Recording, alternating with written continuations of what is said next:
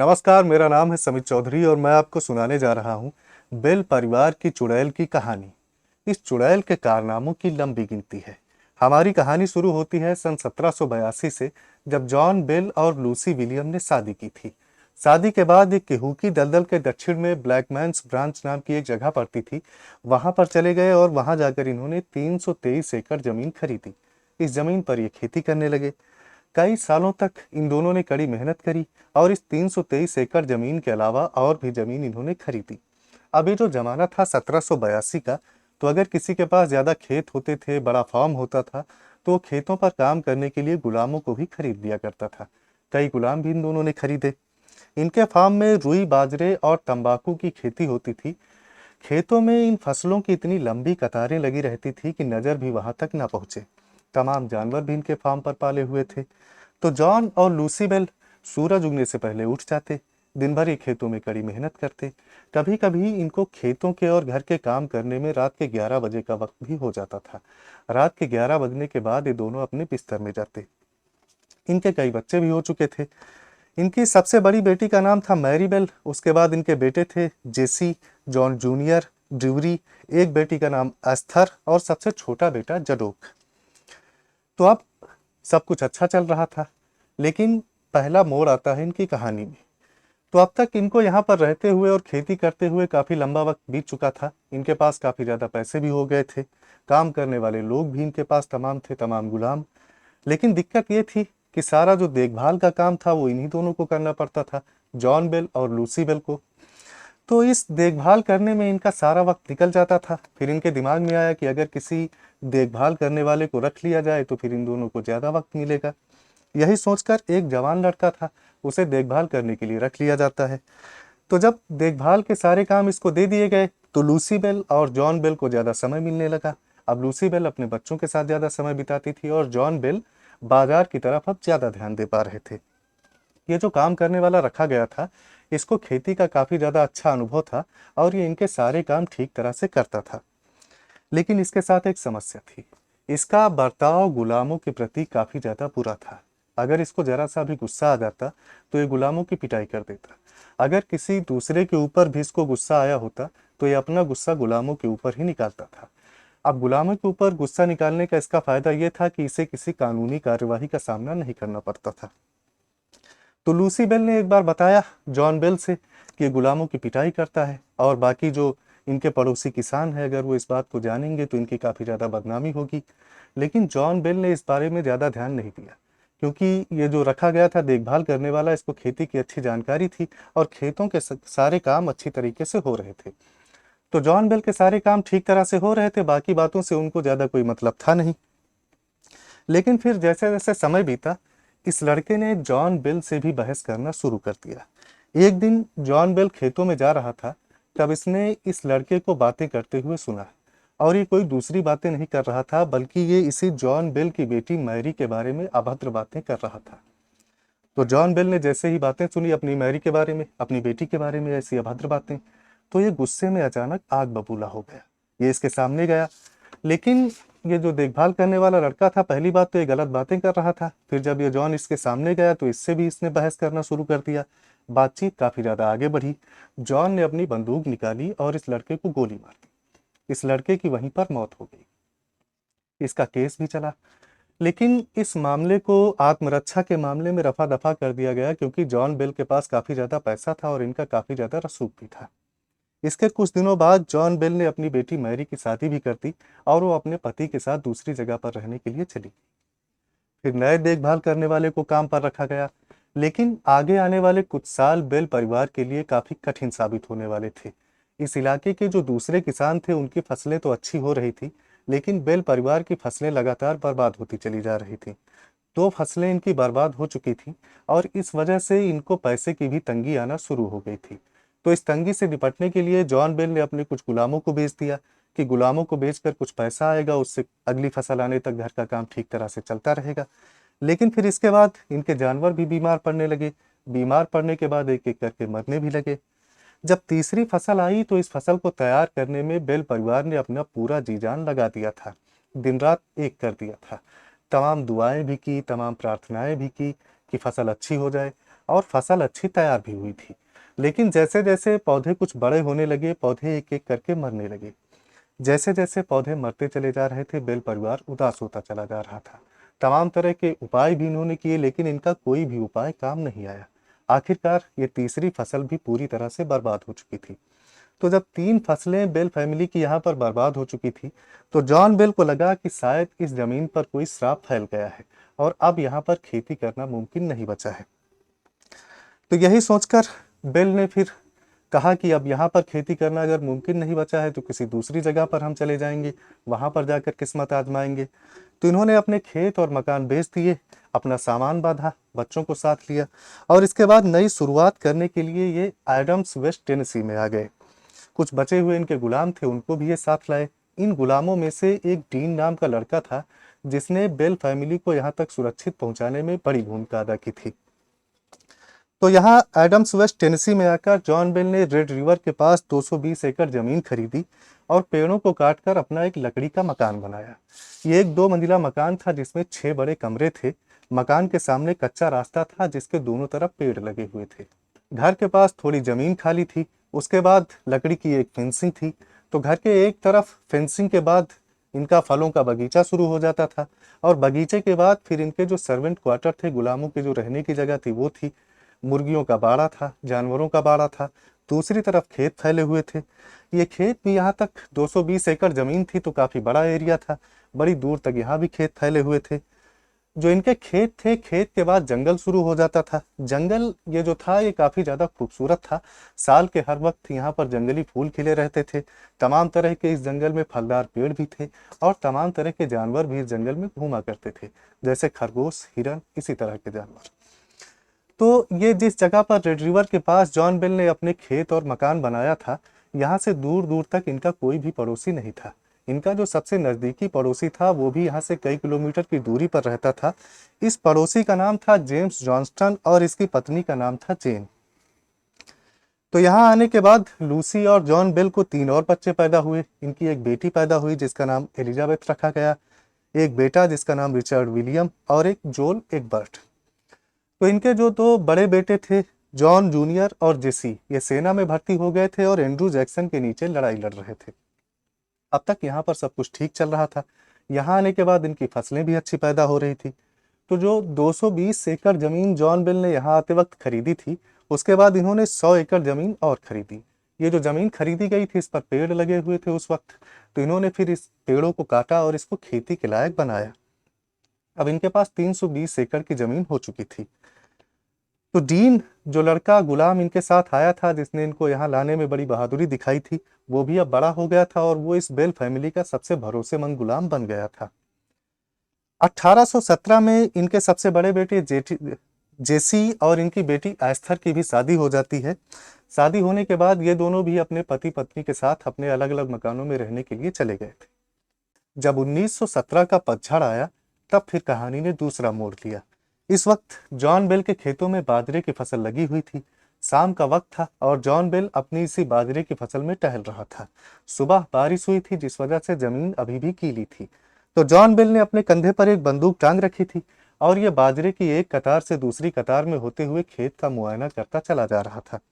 तभी इसने जैसे ही एक कतार को क्रॉस किया, इसको बाजरे की 2 कतारों के बीच में एक जानवर बैठा दिखाई दिया। जॉन बेल ने जैसे ही जानवर को देखा, वो अचानक एकदम से चौंक गया, क्योंकि ये जानवर बहुत ही ज्यादा अजीब था।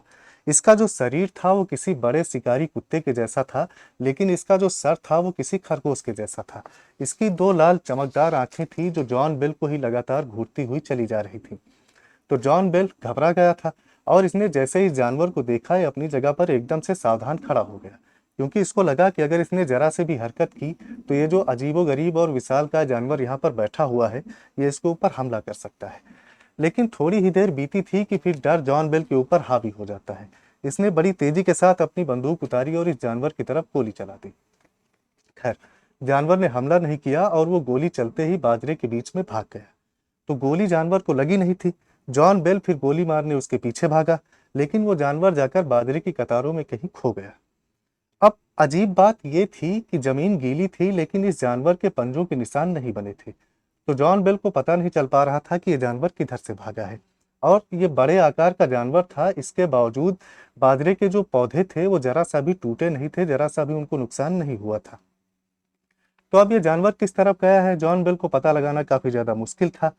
फिर जब ये वापस लौटा तो इसने नोटिस किया कि जिस जगह पर यह जानवर बैठा हुआ था वहां पर कोई भी निशान नहीं बना है। ऐसा बिल्कुल भी नहीं लग रहा था कि वहां पर कोई इतना विशालकाय और भारी भरकम जानवर बैठा था।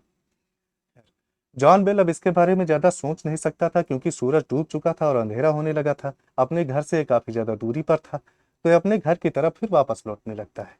जब ये वापस लौट रहा था तो इसने सोचा कि शायद इसको कुछ भ्रम हो गया होगा और ये दूसरी कतार में उस जानवर के बैठने की जगह को तलाश रहा होगा।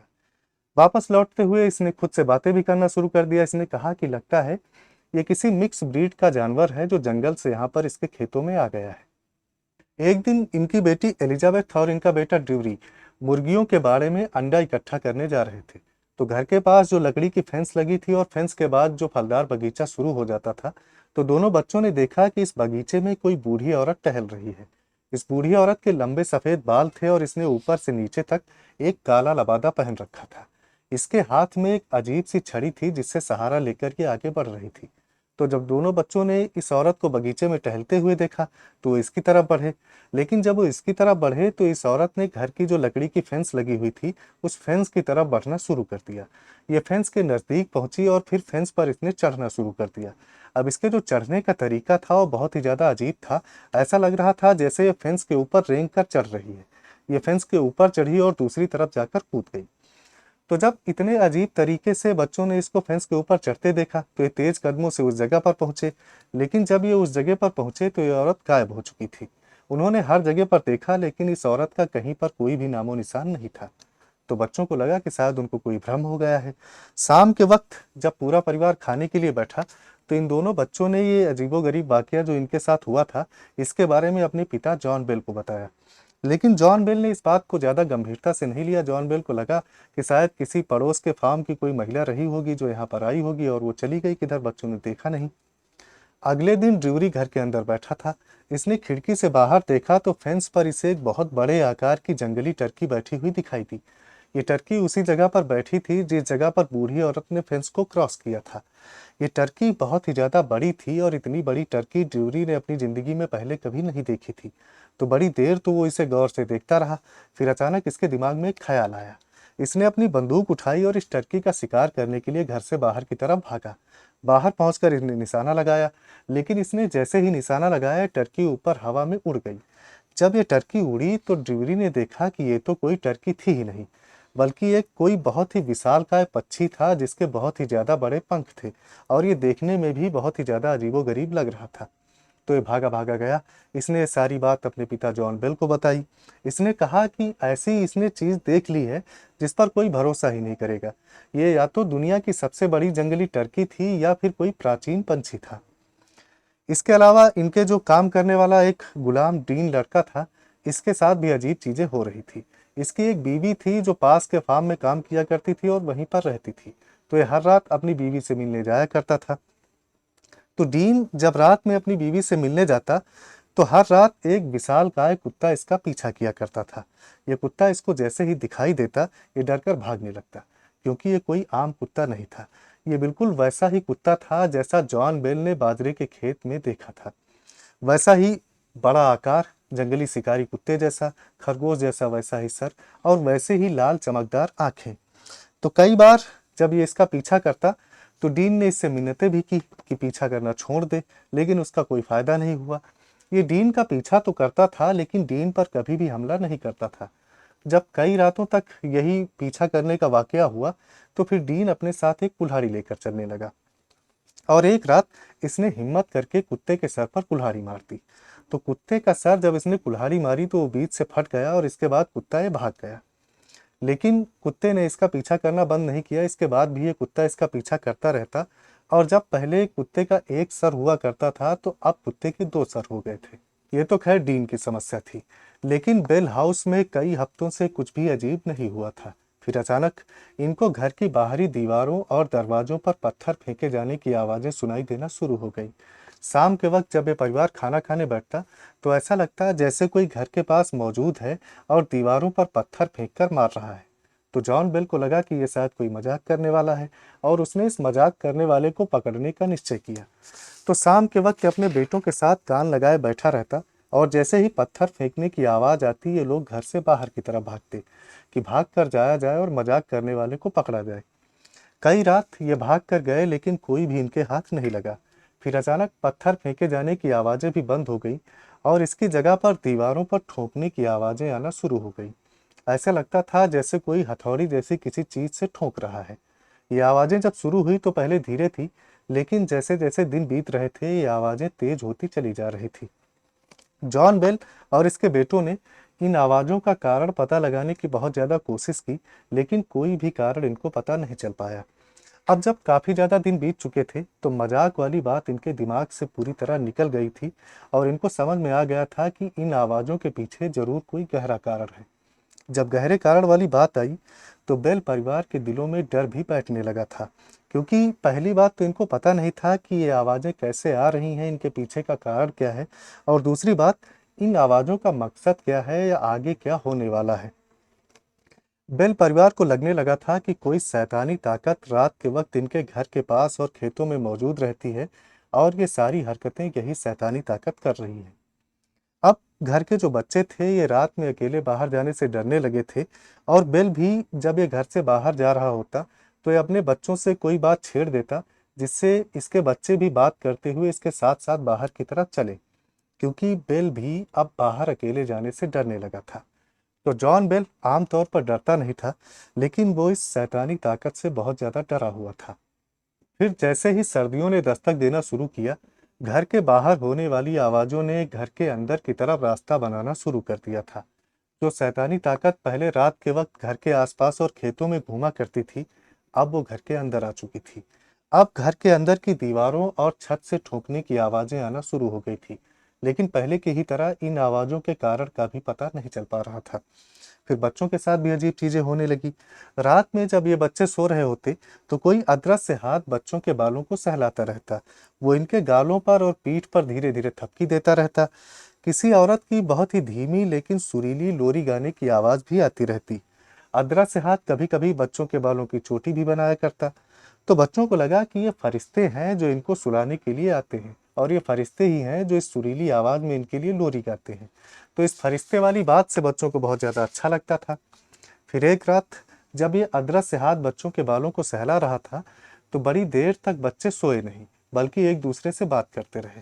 तो जब इनको बात करते हुए काफ़ी ज़्यादा वक्त हो गया तो अचानक इस अदृश्य हाथ ने इन बच्चों के गालों पर तड़ातड़ तमाचे जड़ना शुरू कर दिया। बच्चे रोने लगे। खैर इसके कुछ दिन बाद तक तो कुछ नहीं हुआ। फिर एक रात बच्चे अचानक जग गए। इनको अपने कमरों में चूहों के कुतरने की आवाजें आ रही थी। ऐसा लग रहा था कि जैसे बहुत सारे चूहे इनके जो बेड के लकड़ी के पाए थे उनको लगातार कुतर रहे हैं। ये आवाजें जब शुरू हुई तो पहले धीमी थी, लेकिन जैसे जैसे रातें बीतती चली जा रही थी ये आवाजें भी तेज होती चली जा रही थी। फिर जब कई रातें बीत गई तो ऐसा लगने लगा जैसे कई जानवर बड़े आकार के बहुत ज़्यादा गुस्से में हैं और इनके पायों को लगातार खरोचते हुए चले जा रहे हैं। लेकिन इन आवाज़ों के साथ एक अजीब बात थी। जैसे ही मोमबत्ती जला दी जाती ये आवाज़ें आना बंद हो जाती और उसके बाद जैसे ही मोमबत्ती को बुझाया जाता ये आवाज़ें फिर से आना शुरू हो गई। फिर इसके कुछ दिन बाद ये जो अदृश्य हाथ इनके बालों को सहलाता था इसने बच्चों के कंबलों को खींचना शुरू कर दिया। धीरे धीरे बच्चों के कंबल खींच लिए जाते और बच्चे डर और ठंडक में कांपते हुए चुपचाप लेटे रहते, क्योंकि ये इतना ज्यादा डरे थे कि ये कोई आवाज भी नहीं कर पाते थे और चुपचाप बस लेटे रहते थे। तो कई रातों तक जब ये हुआ इनके कंबल खींचे जाते रहे। तो उसके बाद एक रात बच्चों ने इन कंबलों को जोर से पकड़ लिया, लेकिन जब ये जोर से पकड़कर इन कंबलों को रोक रहे थे तो वही अदृश्य हाथ आया और उसने फिर से इनको तमाचे मारना शुरू कर दिया। ये तमाचा इनको पड़ता तो था, लेकिन तमाचे मारने वाले कभी हाथ इनको दिखाई नहीं देते थे। बस इस तमाचे के निशान इनके गालों और हाथों पर बन जाया करते थे। फिर चूहों के कुतरने की आवाजें और भी ज्यादा तेज हो गई थी, लेकिन अब तक इनको कोई भी चूहा नहीं मिल पाया था। इनके कमरे को हर तरह देखा गया था, इनके बेड को हटाकर, पलटकर, और जो यहाँ पर लगा हुआ था फर्श इसको भी पूरी तरह से देखा गया था।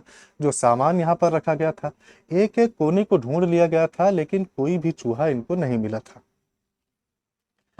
तो एक और अजीब बात थी। पहली बात तो ये थी कि मोमबत्ती के साथ ये बातें होती थी, लेकिन दूसरी बात ये थी कि अगर एक कमरे से चूहों की आवाज़ें आ रही होती और उसमें लोग पहुंच जाते, तो वहां से चूहों की आवाज़ें आना बंद हो जाती, दूसरे कमरे से आना शुरू हो जाती। जब ये लोग दूसरे कमरे में पहुंचते तो वहां फिर यही होता, वहां से भी आवाज़ें आना बंद हो जाती और उसके बाद तीसरे कमरे से आना शुरू हो जाती। अब इसके अलावा इनको घर की फर्श से आवाज़ें आना भी शुरू हो गई थी। रात के वक्त ऐसा लगता जैसे कोई भारी भरकम पत्थर आकर फर्श के ऊपर अचानक गिरा है, या फिर लोहे की भारी भरकम चेनों को कोई फर्श के ऊपर घसीट रहा है। ये आवाज़ें पूरी रात आया करती। खेतों में बहुत ज़्यादा काम होता था, तो खेतों का काम करने के लिए इनको सुबह तड़के ही उठना पड़ता था। बेल परिवार रात में आने वाली इन आवाज़ों की वजह से ठीक से सो भी नहीं पाता था, जिस वजह से पूरा परिवार हमेशा थका थका और परेशान रहने लगा। एक रात एलिजाबेथ सो रही थी। अचानक ये बड़े जोर से चीख पड़ी। बेल पति पत्नी इसके पास पहुंचे तो उन्होंने देखा कि एलिजाबेथ अपने बिस्तर पर बैठी है और रो रही है। इसके चेहरे और हाथ पर खरोंचों के निशान थे।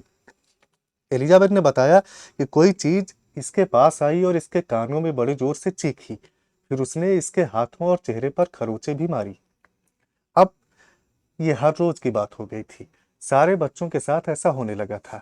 कोई चीज आती, इनके कानों में चीखती और इनके हाथों और चेहरे पर खरोंच मारती। बच्चे रात भर रोते रहते, ये मिन्नतें भी करते रहते कि हमारे साथ ऐसा क्यों कर रहे हो, हमने तुम्हारा क्या बिगाड़ा है, हमको परेशान करना बंद कर दो। लेकिन इन सारी मिन्नतों का कोई भी फायदा होता नजर नहीं आ रहा था। बच्चे परेशान थे कि हम इससे इतनी मिन्नतें कर रहे हैं, लेकिन आखिर हमारी बातों का इसके ऊपर कोई असर क्यों नहीं पड़ रहा है। तो जोन एगबर्ट ने कहा कि कहीं ऐसा तो नहीं कि हमारी बातें इसको समझ में नहीं आ रही हैं। मतलब शायद इसके पास दिमाग ही ना हो, या फिर इसका ऊपरी माला खाली हो, या फिर उसमें भूसा भरा हो। तो दूसरे बच्चों ने कहा कि हाँ, ऐसा हो सकता है। लेकिन अब ये पता कैसे लगाया जाए कि इसके पास दिमाग है या नहीं। तो इसके लिए फिर एक तरीका ढूंढा बच्चों ने। इन्होंने ऐसे सवाल पूछना शुरू किया जिनका जवाब गिनतियों में दिया जा सकता था। तो पहला सवाल इन्होंने पूछा कि यहाँ से पोर्ट रॉयल की कितनी दूरी है। दीवार पर 7 बार ठक ठक हुई। यह जवाब सही था। पोर्ट रॉयल की दूरी यहाँ से 7 मील थी। फिर इसके बाद इन्होंने पूछा कि हमारे पास कितने गुलाम हैं।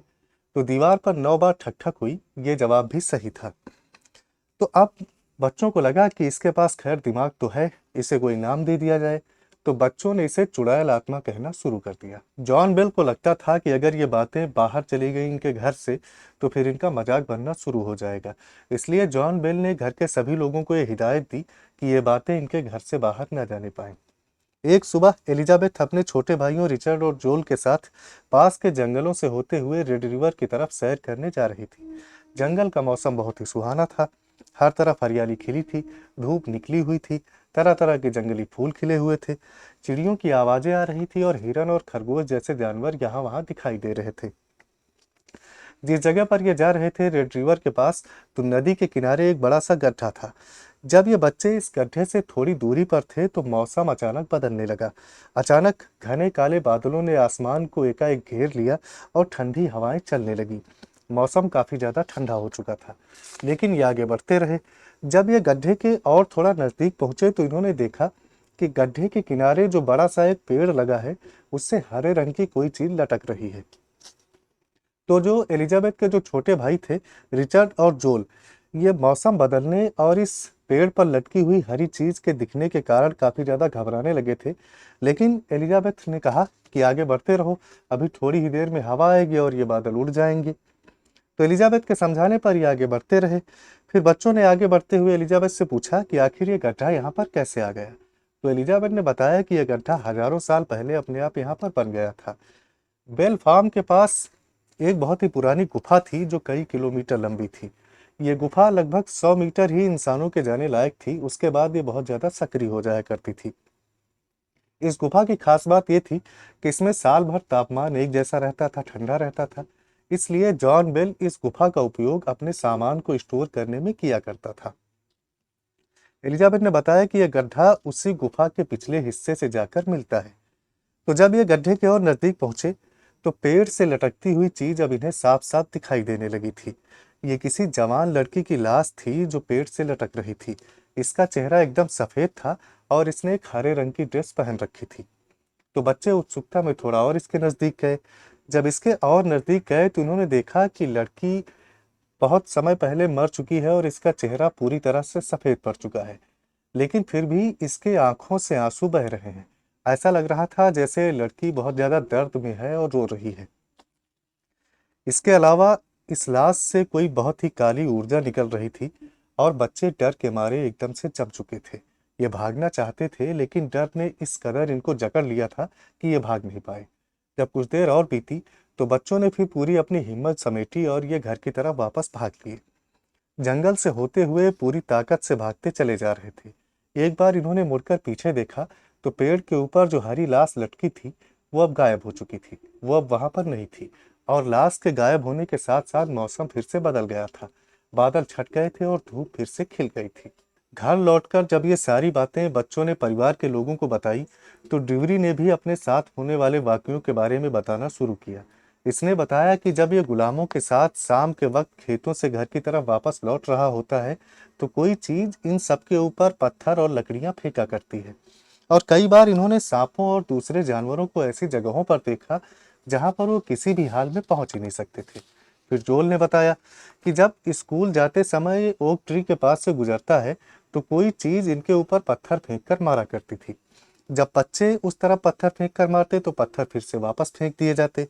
कई बार बच्चों ने चेक किया कि कोई झाड़ियों में बैठा है और कोई शरारत कर रहा है, लेकिन कई बार देखने के बाद भी जब इनको कुछ पता नहीं चला तो फिर ये परेशान हो गए और इन्होंने देखना बंद कर दिया। कुछ दिनों बाद इनको घर की दीवारों और छत से हल्की सीटी की आवाजें आना भी शुरू हो गई थी। धीरे धीरे आवाजें तेज होने लगी और फिर फुसफुसाहटों में बदल गई। कुछ समय तक ये आवाजें ऐसे लगी जैसे कोई बूढ़ी औरत रो रही हो, और उसके बाद फिर से ये आवाजें फुसफुसाहटों में बदल गई। अब जहां भी बेल फैमिली के लोग जाते ये फुसफुसाहटें इनका पीछा करती। ऐसा लगता जैसे ये आवाजें कोई बहुत ही जरूरी बात या बहुत ही महत्वपूर्ण चीज इनको बताने की कोशिश कर रही हैं। एक रात खाना खाने के बाद लूसी और जॉन बेल ने देखा कि इनके घर की तरफ आने वाले रास्ते में तमाम मोमबत्तियां जल रही हैं। ऐसा लग रहा था जैसे बहुत सारी मोमबत्तियां हवा में तैर रही हैं। रास्ते के पास जो पेड़ लगे हुए थे उनसे भी तमाम टिमटिमाती हुई रोशनियां आ रही थी। लेकिन ये लोग जैसे ही घर से बाहर निकले ये सारी रोशनियां अचानक बुझ गई। तो इनको लगा कि शायद गुलामों ने ये रोशनियां जलाई होंगी। वो शायद कोई गीत गा रहे होंगे या ऐसा ही कोई काम। तो फिर इन्होंने अपने बेटे ड्यूरी और जॉन बेल जूनियर को जगाया और ये वहां गए जहां पर ये गुलाम सोया करते थे। सारे गुलाम सो चुके थे, लेकिन इनमें से एक अभी भी जग रहा था। उसने बताया कि वो सोने जा रहा था, लेकिन तभी उसको घर की तरफ जाने वाले रास्ते में मोमबत्तियां जलती हुई दिखाई दी। तो उसको लगा कि बेल फैमिली के लोग रात में कहीं शायद जा रहे हैं। लेकिन फिर अचानक सारी मोमबत्तियां अपने आप बुझ गईं। तो अब गुलामों का इसमें कोई हाथ नहीं था। ये लोग वापस लौट आए। घर आने के बाद ये इस घटना के बारे में बात कर ही रहे थे कि अचानक जो आवाजें आया करती थी वो बहुत ज्यादा तेज हो गई। ऐसा लग रहा था जैसे आवाजें कोई बहुत ही ज्यादा जरूरी बात बताना चाह रही हो। तो जॉन बेल ने पूछा कि तुम आखिर क्या चाहती हो? क्या कोई बात है जो तुम हमसे कहना चाहती हो? इसके बाद कुछ देर के लिए खामोशी छा गई। फिर अचानक घर की चीजें हवा में इधर उधर उछलने लगी। जॉन बेल जिस कुर्सी पर बैठा था उसे धक्का मार दिया गया और जॉन बेल आकर नीचे फर्श पर गिर गया।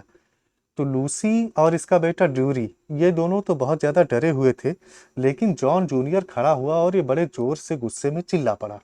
इसने कहा कि तुम बस एक मामूली पिशाच हो जिसे नर्क से बाहर फेंक दिया गया है। तुम बस यहाँ हमारे परिवार को परेशान करने और हमारी बदनामी कराने आए हो। अगर तुम में हिम्मत है तो मुझसे मुकाबला करो। मैं तुमसे डरता नहीं हूँ। जब इसने ऐसा कहा जॉन जूनियर ने, तो उसके बाद फिर आवाजें बंद हो गई और इन्होंने फर्नीचर को वापस अपनी जगह पर रख दिया। एक रात एलिजाबेथ बड़े जोर से चीख पड़ी। जॉन और लूसी बेल जब इसके कमरे में पहुंचे तो इसने बताया कि उसके कमरे में आग लगी हुई थी। उसने साफ साफ देखा कि उसके बिस्तर के चारों तरफ आग की बड़ी तेज तेज लपटें उठ रही हैं और उसका बिस्तर चारों तरफ से आग में घिरा हुआ है, लेकिन कमरे में आग का कोई भी नामो निशान नहीं था। फिर इसके बाद जैसे जैसे और दिन बीते जो आने वाली आवाजें थी वो और ज्यादा तेज होती चली गई। फिर वो दिन आया जब ये आवाजें साफ साफ सुनाई देना शुरू हो गई थी और ये किसी औरत की ही आवाजें थी। लेकिन इनके साथ अजीब बात ये थी कि मूड बदलने के साथ इसकी आवाज का टोन भी बदल जाया करता था। जब ये खुश होती तो इसकी आवाज सुनने में बहुत ही कोमल और कानों को अच्छी लगती, लेकिन जब ये गुस्से में होती तो इसकी आवाजें सुनने वालों के कान के पर्दे फाड़ डालती। इसके अलावा जॉन बेल को भी अब शारीरिक दिक्कतें होना शुरू हो गई थी। इसकी एक आंख हर वक्त फड़कती रहती और इसकी जबान मोटी होती चली जा रही थी। एक तरफ का इसका मुंह भी नीचे लटक रहा था और खाना खाने में भी जॉन बेल को दिक्कत होना शुरू हो गई थी। इसका इलाज चल रहा था, लेकिन इलाज से कोई फायदा होता नजर नहीं आ रहा था और एलिजाबेथ की हालत तो खराब वैसे रहती ही थी। आत्मा आए दिन इसको पीटती रहती थी, जिस वजह से ये बीमार भी रहने लगी थी। इसके चेहरे और हाथ पर हर वक्त खरोंचों के निशान बने रहते थे। अब तक इन सारी चीजों को शुरू हुए 1 साल से ज्यादा का वक्त हो चुका था और अब चीजें बहुत ज्यादा आगे बढ़ चुकी थी। तो जॉन बेल को लगा कि अब किसी बाहरी इंसान की मदद लेना जरूरी हो गया है। यही सोचकर कि अपने सबसे नजदीकी फार्म हाउस पर पहुंचा। यह फार्म हाउस था जेम्स जॉनसन और इसकी पत्नी जेन का। जॉन बेल ने जेम्स जॉनसन को सारी बातें बताई और जेम्स ने इसकी बातों को बड़े गौर से सुना भी। सुनने के बाद इसने कहा कि अपनी पत्नी जेन के साथ शाम के वक्त बेल फार्म हाउस पर पहुंचेगा और वहां पर जाकर ये प्रार्थनाएं करेगा। तो जब शाम हुई तो ये जेम्स अपनी पत्नी के साथ यहाँ पहुंच गया। प्रार्थना हुई, प्रार्थना के बाद खाना खाया गया और खाना खाने के बाद ये सोने चले गए। जब इन्होंने मोमबत्तियों को बुझा दिया तो घर से फिर से वही आवाजें आना शुरू हो गई थी। दीवारों पर ठोकने की आवाजें, फुसफुसाहटें और खरोचने की आवाजें। इन दोनों ने उठकर जब चिराग जलाए तो ये आवाजें आना बंद हो गईं। इसके बाद जैसे ही चिरागों को बुझाया गया, ये आवाजें आना फिर से शुरू हो गईं। इसके साथ साथ इनकी चादरें भी खींची जाने लगी थी। तो रात भर ये सिलसिला चलता रहा। अगली सुबह नाश्ता करने के फौरन बाद ये जेम्स जॉनसन और इसकी पत्नी जेन अपने घोड़ों पर सवार हुए और बड़ी तेजी के साथ यहाँ से निकल गए। ये लोग सीधा कस्बे में पहुंचे और वहां सारे लोगों को इन्होंने इनके साथ जो पिछली रात घटनाएं हुई थी इसके बारे में बताया। इन्होंने कहा कि कोई शैतानी आत्मा है जो बेल परिवार को पिछले साल से लगातार परेशान कर रही है। लोगों ने पूछा कैसी आत्मा, तो इन्होंने बताया कि वैसी ही शैतानी आत्मा जैसी बाइबल में होती है। अब तक आत्मा की आवाज साफ साफ सुनाई देना शुरू हो चुकी थी और इसने बात करना भी शुरू कर दिया था। और जब इसने बात करना शुरू किया तो यह बंद होने का नाम ही नहीं ले रही थी। जो भी इसकी बातें सुनने लगता उससे घंटों तक तमाम तरह की बातें किया करती। और ये जो चुड़ैल थी ये लगभग घर के सभी बच्चों से क्रूर व्यवहार किया करती थी। लेकिन एलिजाबेथ और जॉन बेल जो घर का मुखिया था, इन दोनों से ये चुड़ैल काफी ज्यादा नाराज थी। इसने एलिजाबेथ का नाम बेट्सी बेल और जॉन बेल का नाम बुढ़ऊ जैक रखा था। जो पड़ोसी जेम्स जॉनस्टन यहाँ पर प्रार्थना करने आया था उसका नाम इसने मिट्ठू रखा था। ये एलिजाबेथ को खरोंचती रहती, रातों में सोने नहीं देती और जॉन बेल को लगातार गालियां देती रहती। जॉन बेल के लिए इसने एक प्लान बना रखा था और उस प्लान के बारे में ये हर किसी को बताती भी रहती थी। चुड़ैल कहती थी कि किसी दिन ये बुढ़ऊ जैक का टेटवा दबा देगी और फिर उसके जनाजे में ये गाना गाएगी। लेकिन ये लूसी बेल से बड़ी दयालुता से पेश आती थी और इसने जॉन बेल जूनियर से कभी भी बदतमीजी नहीं की थी। जब से जेम्स जॉनस्टन ने बेल परिवार की चुड़ैल के बारे में लोगों को बताया था, तब से ये चीजें बड़ी तेजी के साथ आसपास के इलाके में फैल गई थी। फिर कस्बे के लोग इकट्ठा हुए और इन्होंने बेल फार्म पर रात बिताने का निश्चय किया। जब पहली रात ये लोग यहाँ पर आए तो इनके साथ भी वही सब होना शुरू हो गया। ठोकने की आवाजें, खरोचने की आवाजें, रात भर इनकी ऐसे ही बीती। अब चुड़ैल ने बात करना तो शुरू कर दिया था, लेकिन इसकी जो हरकतें थी वो बंद नहीं हुई थी। दूसरी रात ये लोग फिर से इकट्ठा हुए तो दूसरी रात इनको लगा कि कहीं ऐसा तो नहीं है कि बेल परिवार के ही किसी सदस्य का इन सारी चीजों में हाथ है, कोई चालबाजी कर रहे हो बेल फैमिली के लोग, क्योंकि अभी तक इनको चुड़ैल की बातों पर पूरा भरोसा नहीं हो पाया था। तो इन्होंने फिर प्लान बनाया, ये रात में हर बेल फैमिली के मेंबर के पास रुके, कस्बे के जो लोग थे। रात इन्होंने पूरी निगरानी में बिताई और जब सुबह हुई तो ये फैसला हुआ कि बेल परिवार के किसी भी सदस्य का इन सारी घटनाओं में कोई हाथ नहीं है। फिर आगे आने वाली रातों में भी जब ये लोग बेल फार्म हाउस पर रुकते तो इनकी भी पिटाई होना शुरू हो गई। जब पिटाई होती तो ये मार खाते रहते। इसके बाद कुछ लोगों ने चुड़ैल से बात करने की कोशिश की और जब चुड़ैल से बात करने की कोशिश की तो चुड़ैल ने इनसे बातें करना भी शुरू कर दिया। और जब उसने बातें करना शुरू किया तो ऐसे ऐसी ज्ञान की बातें करती कि इन सबकी आंखें खुल जाती और रात भर ये सत्संग चलता रहता। आत्मा किसी किसी से हाथ भी मिलाती, किसी किसी से नहीं मिलाती। वो चाहे जितनी भी मिन्नतें करता, चाहे जितना भी वो रिक्वेस्ट करता। इस आत्मा की एक और खास आदत थी कि लोगों के चरित्र के अनुसार बातें करती थी। अगर कोई अच्छा आदमी होता तो उससे अच्छी अच्छी बातें करती, और अगर कोई बुरा आदमी होता तो ये उसे बहुत ज्यादा जलील करती। और इस आत्मा को हर किसी के बारे में सब कुछ पता रहता था कि उसने क्या किया है, वो कौन है, वो पहले कैसा था, अब कैसा है, हर बात। तो अब जॉन बेल के घर पर हमेशा ही लोग मौजूद रहते थे, प्रार्थनाएं होती रहती थी। इनमें से कुछ लोग नजदीक के होते थे, कुछ लोग बड़ी दूर से आते थे। शाम के वक्त प्रार्थना होती और रात में लोग चुड़ैल की बातें सुनने के लिए बैठे रहते। अब कस्बे के अलावा और भी आगे चुड़ैल की बातें पहुंच चुकी थी और बड़ी दूर दूर से लोग इस चुड़ैल की घटना की सच्चाई को पता करने के लिए आने लगे थे। एक शाम ऐसे ही 4 लोग इस आत्मा के बारे में सच्चाई पता करने आए। तो जॉन बिल ने इनका स्वागत किया, लेकिन ये लोग जैसे ही घर के अंदर पहुंचे, आत्मा ने इनके गहरे राज खोलना शुरू कर दिया। आत्मा को इनके गंदे से गंदे राजों के बारे में पता था। शर्मिंदा करने वाले राज खुल रहे थे और ये लोग बड़ी तेजी के साथ बेल फार्म हाउस से बाहर भाग चुके थे और अपने घोड़ों पर सवार हो रहे थे।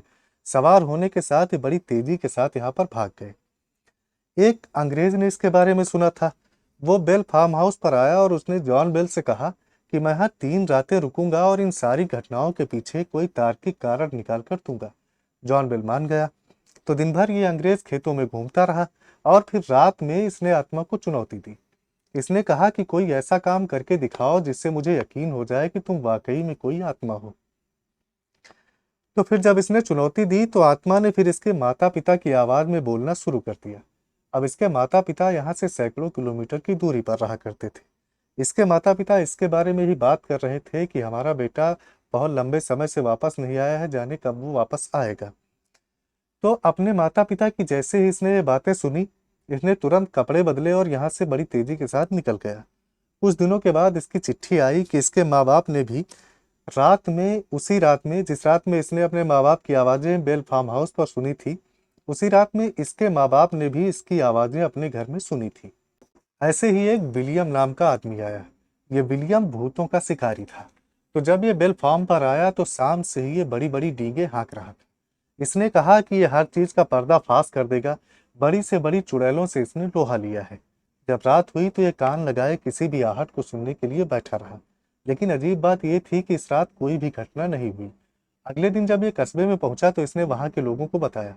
इसने बताया कि वो चुड़ैल इससे बहुत ही ज्यादा डर गई है। इसने जैसे ही बेल हाउस में कदम रखा, वो चुड़ैल बड़ी तेजी के साथ इससे डरकर वहां से भाग गई और शायद अब कभी दोबारा वापस आने की हिम्मत ही वो चुड़ैल नहीं करेगी। अगली रात ये फिर से बेल फार्म पर था। खाना खाने के बाद ये सोने के लिए लेट गया।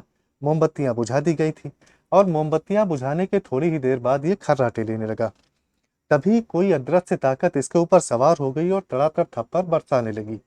इसके पूरे शरीर में सुइयां चुभ रही थी, जिससे इसका शरीर अजीब सा बना जा रहा था और इसके ऊपर लगातार थप्पड़, लात और मुक्के बरस रहे थे। कौन इसे मार रहा था कुछ भी दिखाई नहीं दे रहा था। ये किसी तरह से बिस्तर से उठा और सहम कर एक कुर्सी पर जाकर बैठ गया। इसने अपने हाथ में एक जलती हुई मोमबत्ती को पकड़ लिया था। अब ये जो रहस्यमयी अदृश्य आत्मा थी, ये पूरी रात इसकी बेइज्जती करती रही और इसको गालियां देती रही और ये पूरी रात उसी कुर्सी पर डरा सहमा मोमबत्ती को हाथ में पकड़े बैठा रहा। पूरी रात ऐसे ही बीती। ऐसे ही और तमाम भूत शिकारी, खुलासा करने वाले और तांत्रिक आए और उन सबको चुड़ैल ने बेइज्जत करके यहाँ से भगा दिया। जब इस चुड़ैल को पीटने और डराने से फुर्सत मिलती तो ये लोगों से बात करती। इसकी अगर कोई भी बात सुनने लगता तो फिर ये चालू हो जाती और उसके बाद ये बंद ही नहीं होती। वैसे तो तमाम विषयों पर ये बात करती थी, लेकिन इसके जो पसंदीदा विषय थे उनमें इतिहास, कानून, सामाजिक ढांचा और धार्मिक बातें, इन बारे में ये ज़्यादा बात करती थी। इसको तमाम लोगों के बारे में, जो तमाम हस्तियां थी इस समय मौजूद और जो पहले इतिहास में रही थी, उनके बारे में भी बहुत सारी बातें पता थी और इसके अलावा आसपास के जितने लोग थे उनके बारे में भी ये सब कुछ जानती थी। इसीलिए कोई इसे नाराज नहीं करता था, वरना ये उसके पिछले राज खोल देती थी। इसके अलावा इसको गप मारने का भी बड़ा ज्यादा शौक था। दूसरे के घरों में क्या चल रहा है, क्या बातें होती हैं, सब कुछ इसको पता रहता था और वो इन सारी बातों को बड़े मजे लेकर दूसरे लोगों को बताया भी करती थी। अगर कोई इससे मजाक में पूछ लेता कि फला घर में क्या हो रहा है, तो ये तुरंत गायब हो जाती और 1-2 मिनट बाद फिर से वापस आती। फिर ये बताती कि उस घर में इस समय क्या चल रहा है और ये जो बातें बताती थी वो सच भी साबित होती चली जा रही थी। ऐसे ही एक दिन गपशप चल रही थी कि रेवरेंड गन नाम का आदमी बड़े गुस्से में खड़ा हुआ और बड़े जोर से बोला। इसने आत्मा से कहा कि तो तुम बहुत काबिल हो और तुमको ज्ञान की बहुत सारी बातें आती हैं। तुम्हें अगर जरा सा भी गुस्सा आ जाए तो पीट पीट कर लोगों की जान निकाल लेती। लेकिन अब तक तुमने इतनी सी बात नहीं बताई कि आखिर तुम हो कौन। तो तमाम लोग थे जो इस सवाल का जवाब जानना चाहते थे, वो बड़े ध्यान से बातें सुनने लगे। और फिर आत्मा ने बताया भी। आत्मा ने बताया कि मैं एक आत्मा हूँ। मैं कभी बहुत खुश थी और गहरी नींद में सो रही थी, लेकिन अब मुझे डिस्टर्ब कर दिया गया है और अब मैं बहुत ज्यादा गुस्से में हूँ। आत्मा की आवाज गंभीर हो गई। फिर आगे आत्मा ने बताया कि मैं जंगल में अपनी कब्र में बड़े आराम से सो रही थी, लेकिन मेरी कब्र को तहस नहस कर दिया गया और मेरा एक दांत इस घर में कहीं खो गया है। मैं उसी दांत को ढूंढने के लिए आई हूँ। तो जॉन जूनियर और लूसी बेल को याद आया कि पिछले साल खेत बनाने के लिए जंगल काटे गए थे, वहां पर एक कब्र भी इनको मिली थी। कब्र में से जबड़े की एक हड्डी को लाकर घर में रख दिया गया था। फिर किसी बच्चे ने मजाक में उस जबड़े को घर के पोर्च पर फेंक दिया, जिससे उसका एक दांत टूटकर नीचे पोर्च में चला गया था। चुड़ैल ने कहा कि वो दांत मुझको लौटा दो तो मैं यहाँ से चली जाऊंगी। इसके फौरन बाद तमाम लोग जुट गए। पोर्च की लकड़ियों को हटाया गया और दांत को ढूंढा जाने लगा, लेकिन काफी ढूंढने के बाद भी दांत यहाँ पर नहीं मिल पाया। सारी जमीन को साफ किया गया, 4 फीट की खुदाई भी करी गई, मिट्टी को एक एक करके देखा भी गया, पूरा एकदम मिट्टी को छान डाला गया था, लेकिन वो दांत इनको यहाँ पर नहीं मिला। तो शाम हो गई थी और शाम को जब ये दांत मिला नहीं तो ये पोर्च की लकड़ियों को फिर से वापस लगाने लगे। जब ये लकड़ियां वापस लगा रहे थे तो चुड़ैल ने कहा कि मैंने तुम लोगों को उल्लू बनाने के लिए कहा था, मेरा उस दांत से कोई मतलब ही नहीं है। और चुड़ैल इसके बाद फिर बड़े देर तक ठहाके मारकर हंसती रही। ये चुड़ैल का पहला मजाक था। इसके बाद भी ये लोगों को मजाक मजाक में बड़ी दूर भेज दिया करती कि वहां चले जाओ तुम्हें कोई जादुई चीज मिल जाएगी, वहां चले जाओ तुम्हें कोई खजाना मिल जाएगा, या फिर वहां चले जाओ ऐसी जड़ी बूटी मिल जाएगी जिससे हर रोग ठीक हो सके। ये लोग चले भी जाते इसकी बात मानकर। उसके बाद ये चुड़ैल ठहाके मारकर हंसती रहती।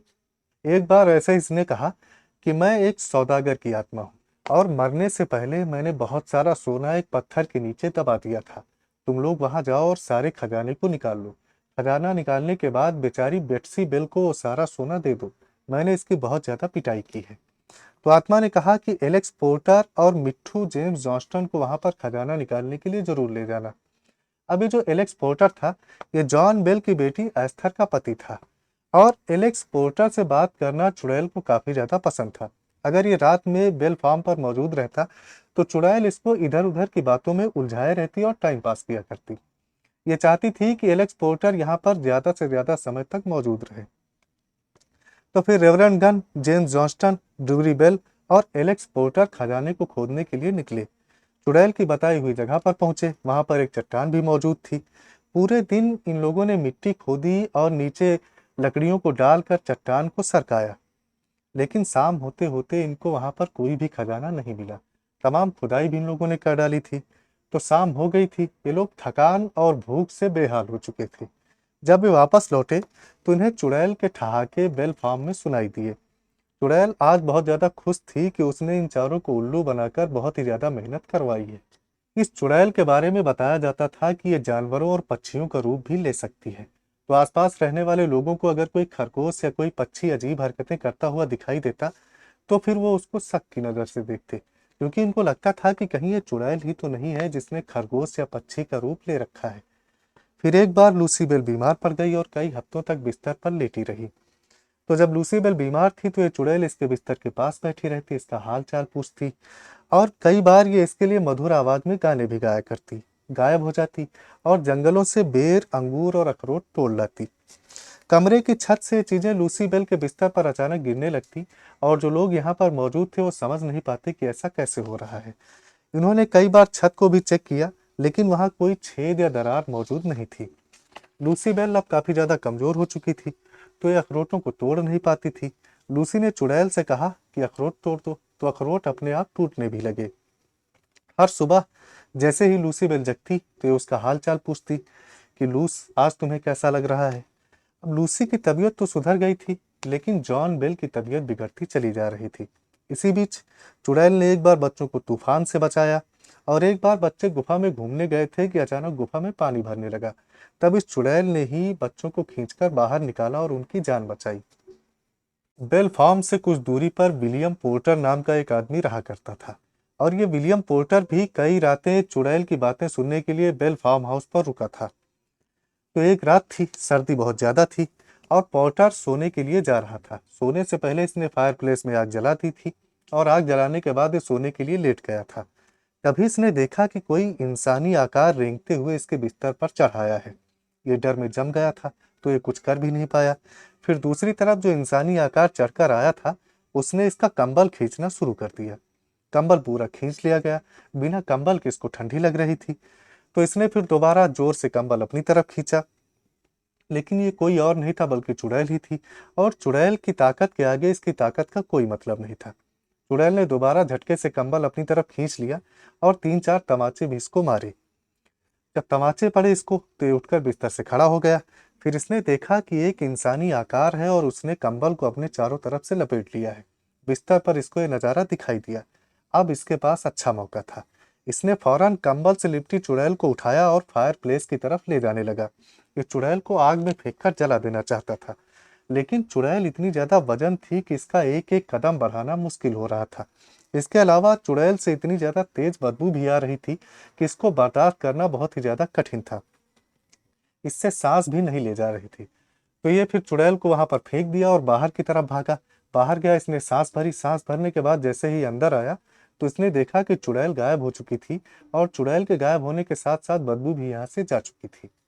फिर ये बात पहुंचती है मेजर जनरल एंड्रयू जैक्सन तक, और वो अपनी टुकड़ी के साथ इस सच्चाई का पता लगाने के लिए बेल फार्म पर आया। एंड्रयू जैक्सन का काफी नाम था। इसने 2 जंगें लड़ी थी और सेना में बड़ा लंबा समय बिताया था। आगे चलकर ये अमेरिका का राष्ट्रपति भी बना। ये अपनी टुकड़ी के साथ जैसे ही बेल फार्म हाउस के नजदीक पहुंचा, इसकी बग्गियों के पहिए कीचड़ में धंस गए। सारे सैनिकों ने एक साथ प्रयास किया, लेकिन वो पहिए कीचड़ से बाहर नहीं निकाल पाए। ऐसा लग रहा था जैसे किसी अदृश्य हाथ ने इस बग्घी के पहियों को नीचे जमीन में खींच रखा है। तो अब ऐसा भी नहीं था कि ये पहली बार बग्घी लेकर निकले हों या पहली बार इनके पहिए कीचड़ में फंसे हों, लेकिन इनकी कोई भी कोशिश काम नहीं आ रही थी। हर प्रयास इनका बेकार होता चला जा रहा था। तो एंड्रयू जैक्सन चिल्लाकर बोला कि गन पाउडर की कसम जवानों, मुझे लगता है उसी चुड़ैल का काम है। और इसका ऐसा कहना था कि पहिए बाहर निकल गए। सेना की टुकड़ी ने बेल हाउस के पास जो जमीन पड़ी थी वहां पर अपना कैंप लगाया। अब इनकी टुकड़ी में एक चुड़ैल पकड़ने वाला आदमी था। तो रात हुई, तो ये चुड़ैल पकड़ने वाला आदमी अपने तंबू से बाहर निकला और इधर उधर टहलने लगा।